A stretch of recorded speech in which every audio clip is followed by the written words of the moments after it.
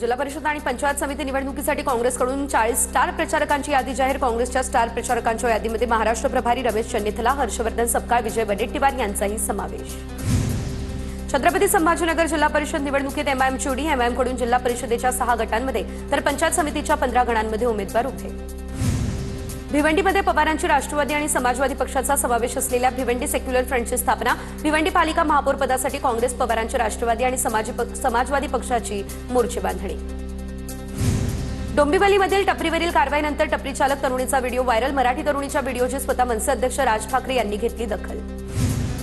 कराडमध्ये अजित पवारांच्या राष्ट्रवादीला धक्का। उमेदवारी न दिल्यानं माजी जिल्हा परिषद सदस्य राजाभाऊ उंडाळकर यांनी केली बंडखोरी।